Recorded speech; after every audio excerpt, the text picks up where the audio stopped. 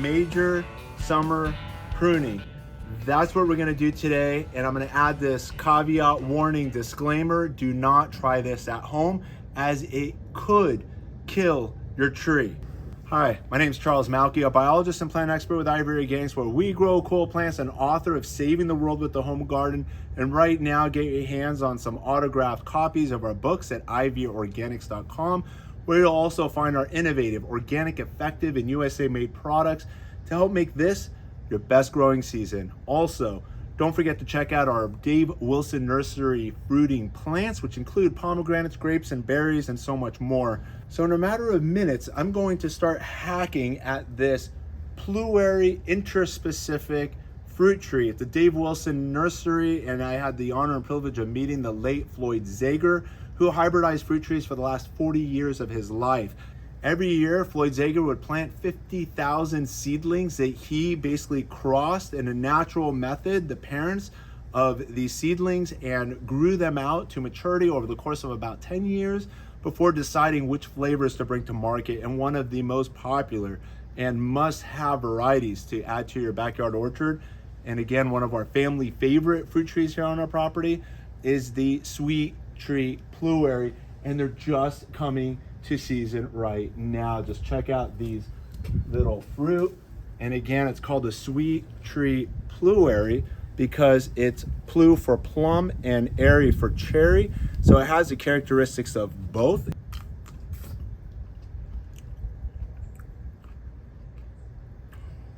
Delicious. So summer pruning is something that I would say 95 to 100% of experienced gardeners do. For example, that growth that's under a year old, feel free pruning at any time of the year. Under a year growth is stuff like this, which has grown out over this year. And what I'll do is simply come by and I'll prune about a 1/4 inch above the last leaf node where I want to reduce the size. This year also, I can make it more compact by coming in and pruning to that next leaf node. And you'll notice that a lot of this growth has been tightened and pulled in by selective pruning over the course of these last 6 months. This branch here behind me, I've been wanting to prune all season long, but check out all of these fruit. Take a look at the fruit here so you can see what a nice thinned out tree should look like. Branches are easily supporting the load, and we have not pruned this particular tree in well over 2 years. This is another one of those educational lessons I wanted to share with you that I hope you don't repeat on your property. I want your properties to look better than this. There are examples, and we have visited other gardens where the more natural look was the goal. And if that is the goal, then this might be just fine. But just check out how tall this tree is. I'm going here with my measuring tape. And for those of you that don't know, I'm 6 feet, my reach is 8. And here I'm going up with the measuring tape. And let's see how high I can go before this thing bends. So here we are, 11 feet extended straight out, and I'm 6 feet, so we're at 17 feet right now, and there's still more feet after that. So this tree is over 20 feet tall, and ideally, the tree should be managed between 8 and 10, and it's such an easy thing to do. The other thing too to bear in mind is this is a semi-dwarf rootstock, so you would not expect a semi-dwarf to grow this large. Had it been grafted on a standard size tree, it would be reaching heights of closer to 30 feet. And with selected pruning in the fall, my preferred favorite time for those of you in the warmer climate, such as I am here in LA, the ideal time for pruning is after that last chance of frost date, which is late January. So between late January and early February, that first and second week before the plants start going into bloom. Because again, we have a warmer climate, the plants wake up a lot sooner. That's the ideal window to prune, and then the plant can immediately begin healing over. And that's when you're going to do your major pruning. But again, I'm going to defy the rules. I am going to experiment for your sake, and hopefully in the next month or two, I'll have the follow-up for you guys so you can see what happens. And there is the possibility this tree could take a turn for the worst. I'm being optimistic, and I'm going to be sharing a few helpful tips to hopefully maximizing your success for doing major summer pruning, as we're going to do here today. Let's get started. The reason for summer pruning is you're wanting to keep most of that growth by the end of the year. later fall when the plant, before it goes into dormancy, you're gonna wanna make sure that those branches that then create the budwood that will result in the flowers come spring are within reach. Because wherever those flowers are, that's where your fruit is. And if you're gonna allow the branches to grow 15, 20 feet above your head, all that budwood is up there, and then to the detriment of where we actually want our branches. If you can come into the canopy here, you can see that all of these branches that were once the tree structure that I wanted are dying due to lack of light. And again, the resources within these branches are going, again, to feed the tips that are 15 and 20 feet above my head, instead of feeding, and there's like a little bit of life left in these branches. What I'm gonna demonstrate is by basically diverting the resources to these lower branches is to breathe life into them and to encourage the growth lower. And then we're gonna manage that growth over the course of the rest of summer and into early fall so that that budwood is lower, so we can enjoy a nice compact tree structure. And by having a smaller tree size, part of the backyard orchard culture concept is it allows you to more densely plant trees, so you can capitalize on more flavors over more seasons, such as successive ripening, so that we enjoy the sweet treat PLUERRYs now. We can enjoy our emerald drop pluot the month after. We can enjoy some apples come November and December, such as our Granny Smith that we have successfully growing here too. So by planting more trees, you can enjoy more diversity and more months of harvest compared to just having one massive, huge tree such as this is becoming and hogging a footprint on our property. So I'm basically going to take this down, this entire structure that you see here of these 3 branches, and we're gonna get some fruit up there as well. So this is gonna be part of today's harvest, and we're going to just cut right here. To avoid any splitting of the tree trunk, it's advisable that you actually remove the load off of the intended place where you want to prune. So again, my goal is to preserve these branches that are down here. I don't want any splitting of the bark happening below it. So what I'm gonna do real quick is actually lighten the load. And again, if this branch breaks in a bad way, no big deal. Here it comes. Okay, and watch this. So if you come in a little closer, you can see. And again, I purposefully did a bad cut. You can see we went down the bark, we damaged the underlying cambium. If this was gonna be left and kept alone, it's gonna take years to heal over. This is perfect entry rate now for beetles and termites to start entering the heartwood and damaging and shortening this tree's life. So again, we remove the load to avoid this risk from happening where we want the actual cut. This one here is an even larger, thicker branch. Here it comes, be careful. The light is actually now getting on me. You guys can probably see my head's probably getting some sun and the canopy's getting open. Okay, so now that we removed all that weight, again, our goal is to cut right here. Again, preserving these primary lower branches, and these were the original branches that gave us that first crop of fruit about 2 to 3 years ago. And then all of a sudden it took off and I let it.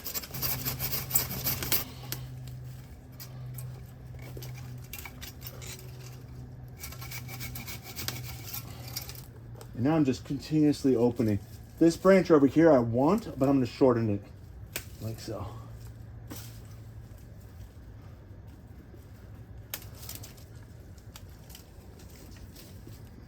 And I'm trying to encourage the rest of this to come back to life, which hopefully we're gonna witness together in about the next month or 2. Some of this wood is totally toast. I'm cutting it a little bit at a time, and it's dry all the way down. This branch here, and again with all these dead twigs, will all come back to life, and I'm gonna shorten it right to there, but take a look at what I still see. This is wood that's about 2 to 3 years old. So if you take a look right there, you can see the bud. So if we prune right above it, the next branch is gonna come out right here. Sometimes you won't be able to see it. If it was another year, eventually it's gonna be phased out. Here's another bud.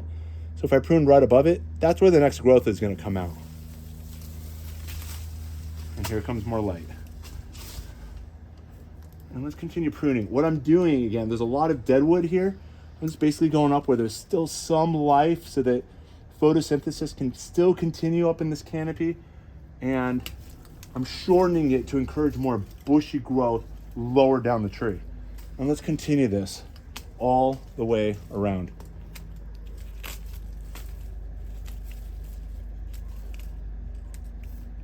Had I done this a few more months back, these were all still green. And I had a chance of restoring the growth lower down in the canopy and at a better time of the year for even doing this. But again, we live and we learn. And again, I'm hoping you guys take these experiences and apply it to your own gardens.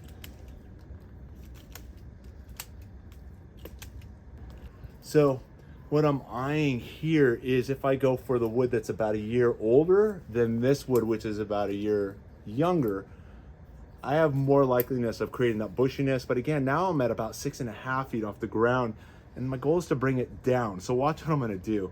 You kind of saw my thought process, and now look at where I'm cutting.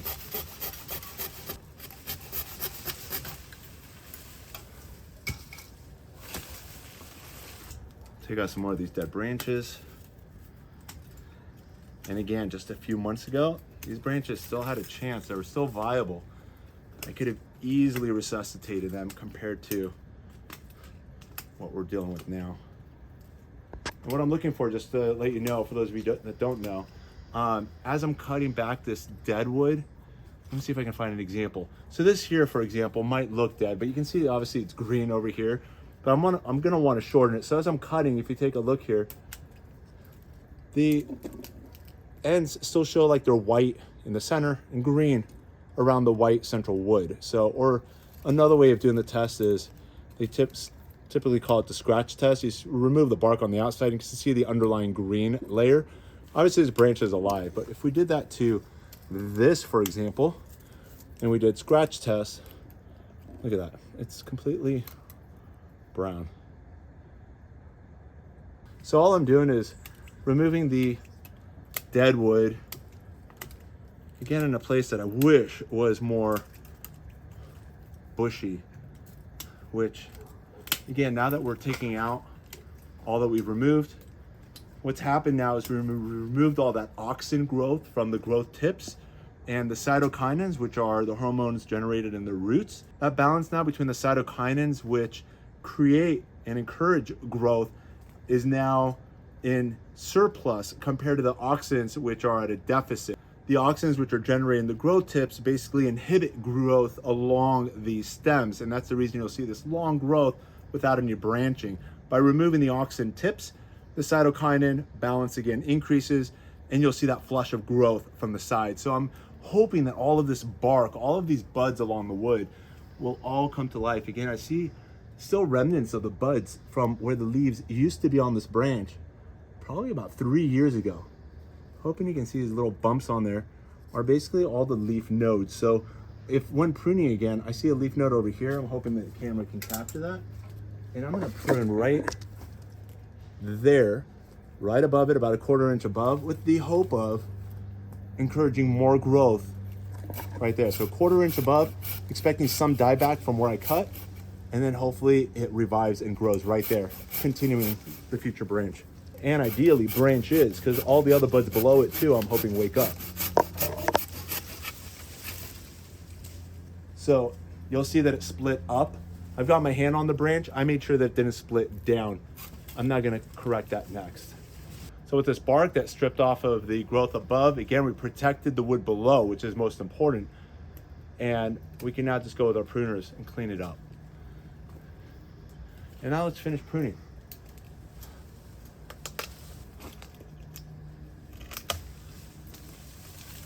So the goal, even though I haven't been able to replicate this throughout the entire canopy, and sometimes there's no choice, but here's a branch that's coming out, there's some leaves over here. The goal is to keep some leaf action. We've just removed so many of these solar panels, and again, that were also contributing to the shade of the understory of the plant, that we're gonna wanna keep some on. It'll offer some protection until the new growth pushes out over the next 2 to 3 weeks. And I'm hoping, again, within about 6 to 8 weeks, it should look almost as if we've never pruned it before. So here's another example. You can actually see the life that's from my fingertips down, and the depth of the branch from my fingertips up. Now that we've done all this pruning, this branch is gonna come back with a vengeance, and we're gonna see that within the next week or two, as there's still life. As there's already life coming off of this branch. The challenge for most of these branches is it's gonna have to grow where there's currently no growth. So a lot of these buds that have been in dormancy for years are gonna have to wake up, and again, the hormone balance will start communicating starting today, and it's gonna start going to action, and we're gonna start witnessing that in the upcoming week or two. So we've just pruned about 70% of the size of the tree down. We've left this particular branch, but I have removed a lot of the growth tips, trying to preserve the last of these fruit that I wanna pick off the tree ripe. And there was still about 20 to 30 fruit we were able to save from what we pruned. And there wasn't more than just about 10 green ones. If you saw some that were green, that were out of reach. There were some, as like over here is another example of a green fruit that will not taste good and it will not ripen on your counter, as there's no ripening happening or started yet on this fruit. So there was some loss, but again, I needed to start the pruning fast. I should have, again, done this a month or two, and ideally, the best time, as we discussed already, is late January, first week of February is that sweet spot for us. Again, we're waiting for that last chance of frost to pass, so wherever you are in the country, wait for that last chance of frost date to pass, and then prune that week. Within usually the second or third week, that's when your tree wakes up. If they're flowering plants like this fruit tree here, that's when it's gonna go to flowers after that risk period passes. Doing it any sooner, as I didn't mention, means that your tree is going to be exposed and open to the elements for a long period of time until the warmer months come, and then the plant can start healing and growing. That's the reason for waiting for that pruning until later, and not pruning in November, December, and then waiting 3, 4, 5 months for any growth and keeping a tree in a very disfigured, ugly fashion. Now, as you can see, so again, this whole backside of the tree has been pruned exactly the way I wanted and intended it. All of the growth is less than my reach, so everything is about 6 to 8 feet, closer to 7 feet in height.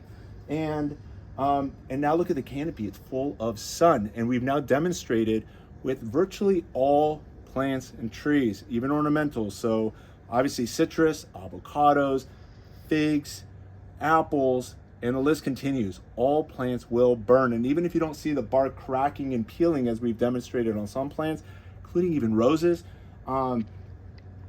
this canopy, which was now in the shade for this entire 6-month grow period since it broke dormancy, having now 14 hours of hot, intense light will definitely damage and injure the tree. So again, if this is all you did was prune the tree and leave it, you've probably killed it. What we're gonna do now, which is gonna help basically curb the stress that we did to the plant, is we're gonna now whitewash it with the Ivy Organic 3-in-1 Plant Guard. This is basically going to curb the weather extremes, protection from damaging summer sunburn. In the winter, it's protection from damaging winter sun scald, and insects and rodents. And it's basically for use on your roses, fruit, nut trees, ornamental trees, and shrubs. It's OMRI listed for organic use, or even the commercial organic orchards can rely on this, instead of using a latex or tar-based product, which for one is designed to last 100 years. And when it sloughs off your plant as it grows, within a year, you've basically contaminated your garden soil for 100 years or more, as paint and tar is designed to last forever. This here will slough off and contribute to your organic garden. And it also lasts about as long as paint on your trees as well. So one application will protect your plants for about a year.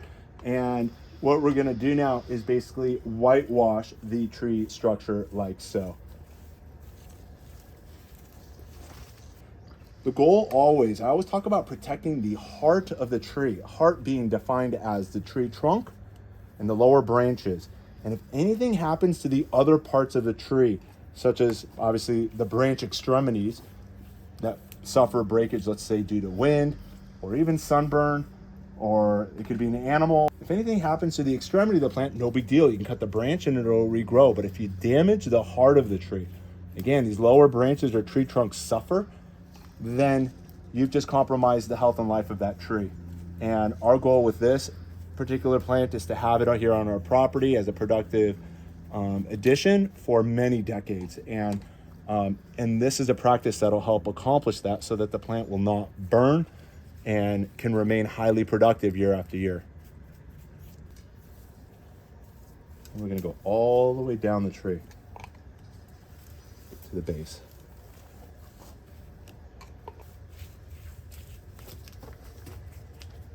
So this was a rough cut over here.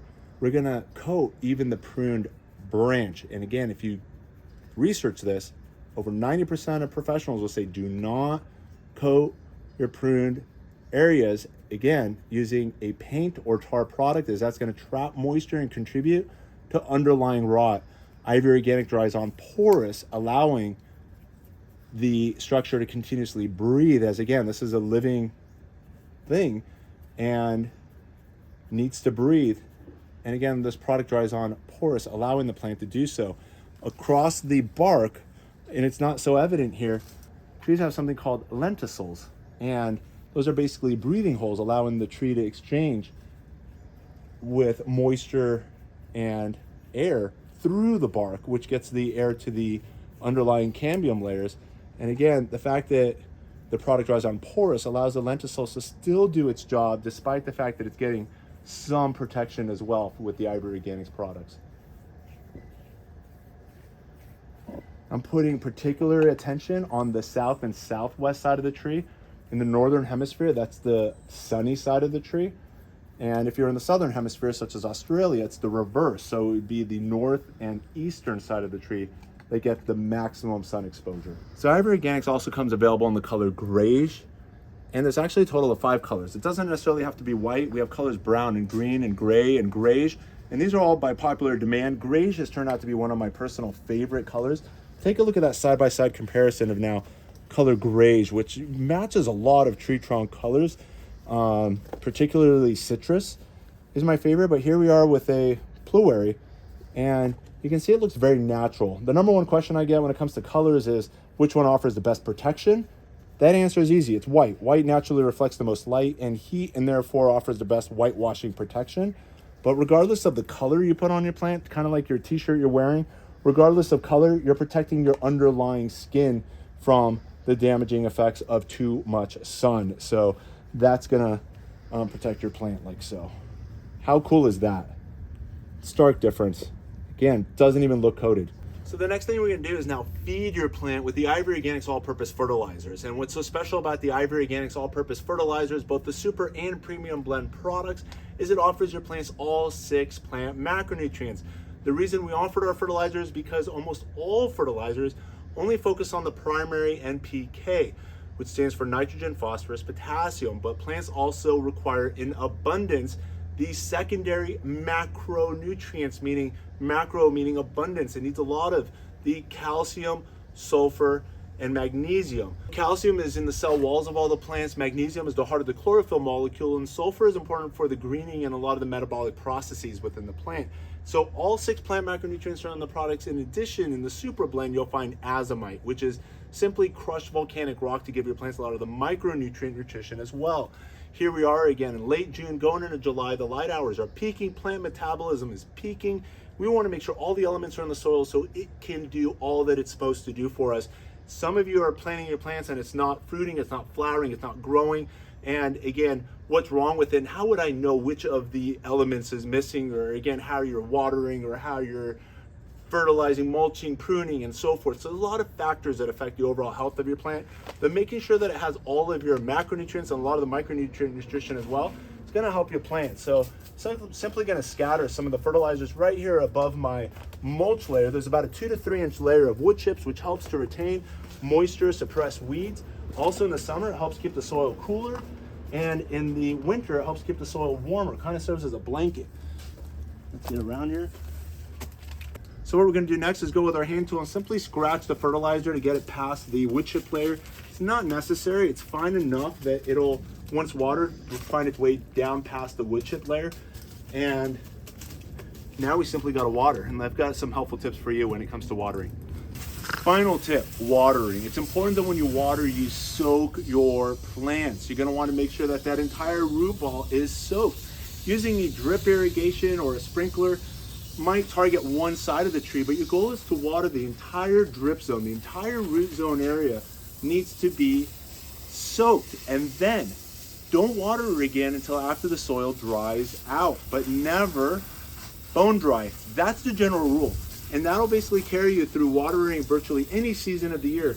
In the spring, when the light hours are shorter and the temperatures are a little cooler, you might water your tree once a week. You soak it, wait a week, soil should still be slightly moist, and then you can consider watering your plant again. In the winter, it might just be once or twice per month. And if it rained that month, that might be all the water it gets. In the summer, you may need to water up to twice a week. Be mindful of your weather condition. Watch your soil, scratch that layer of mulch back and see what's happening on the top inch or two of your soil to see if it needs water. Again, the goal is allow the soil to dry, but never bone dry. As long as you apply that principle, regardless of the season, you'll know exactly what to do. And that general rule applies for most plants, including this PLUERRY tree. Same rule applies for your citrus, your avocados. And again, too much water for any of these trees will result in root rot. Too little water, your tree's gonna start stressing out.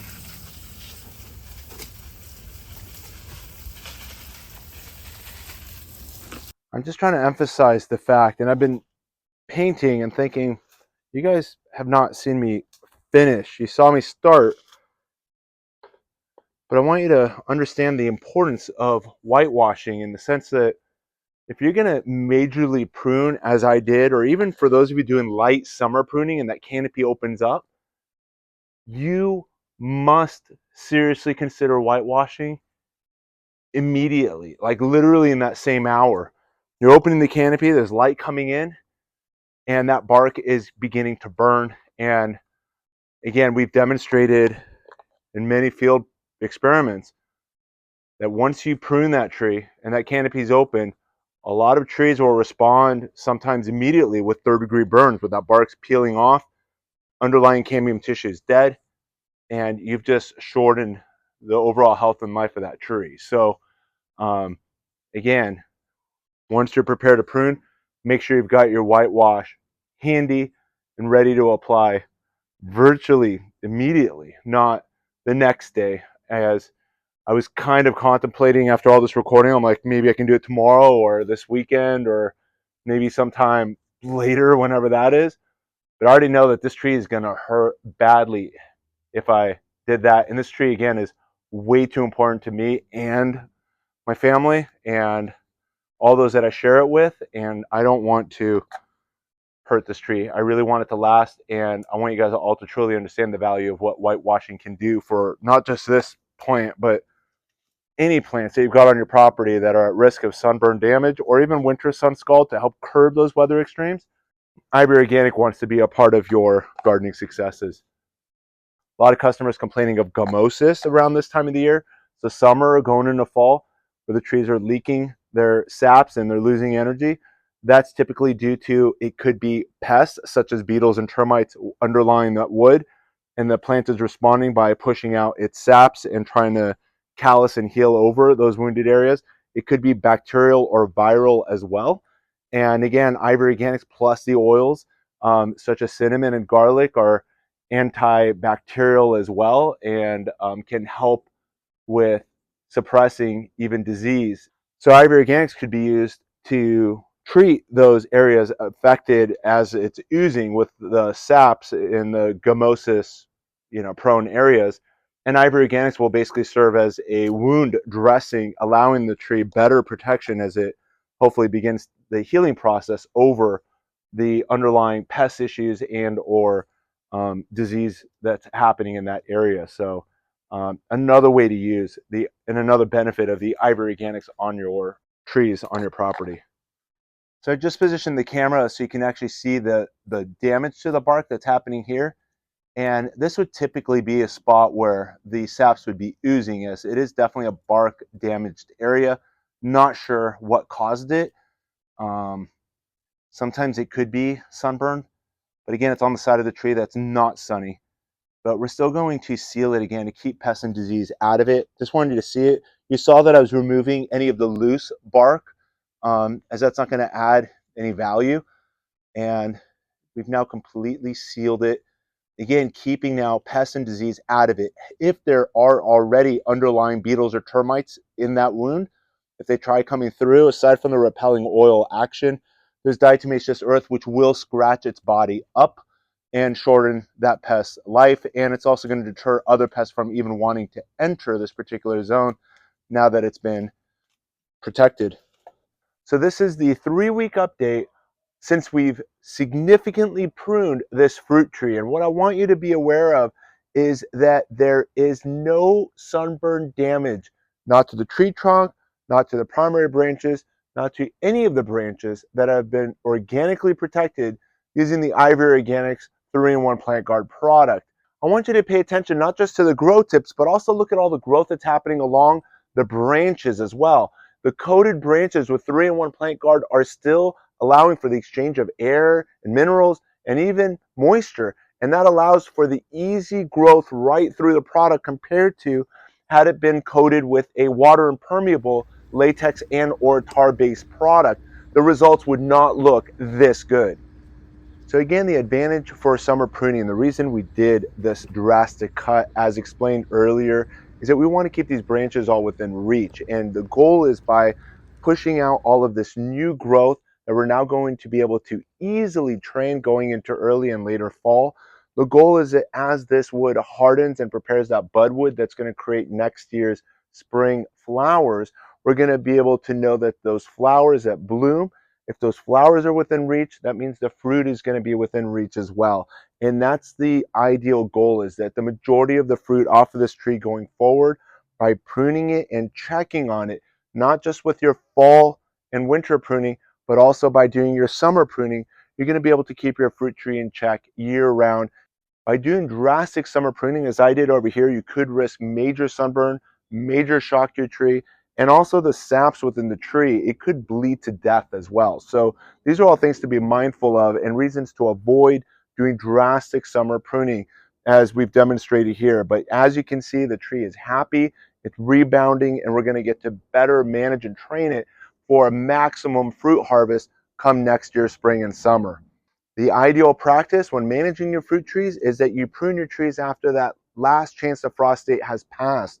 For us here in Los Angeles, that last chance of frost date is the last week of January. So you should be pruning your trees in late January or that first, no later than second week of February. Because again, once that last chance of frost date passes your grow zone, the plants are going to begin pushing out blooms and shoots. So you want to make sure that you prune before that happens. So the reason you also don't want to prune your plants too soon, such as October, November, and December, is that the plant's metabolism is too slow that it won't heal over those wounds. Your goal when you go into surgery is that you want those wounds to heal as soon as possible after surgery. And so by pruning after that last chance of frost date, your plant is going to begin waking up and healing over those wounds. And that's the reason for timing your pruning around that last chance of frost date in your grow zone. And then one more time once you harvest those fruit. That's when you do your summer pruning. So, and again, when it comes to summer pruning, is only prune that growth that's 1 and no more than 2 years of age. Over here, again, we pruned growth that was several years old. Again, I don't recommend that. You're taking a major chance and major risk, but Ivory Organic 3-in-1 Plant Guard will help increase your chances of growing success, as we've been doing here in the garden for almost the last decade for you guys. And I hope you've enjoyed this educational lesson and incorporate it and make this part of your growing successes as well. So I hope you've enjoyed this educational lesson brought to you by Ivory Organics, and if so, be sure to give us that thumbs up, share us with your gardening friends and family, and if you're new here, take a second to subscribe and hit that push bell notification to stay connected to all of our educational lessons as they become made available. And as always, keep growing with Ivory Organics, and wishing you all happy gardening.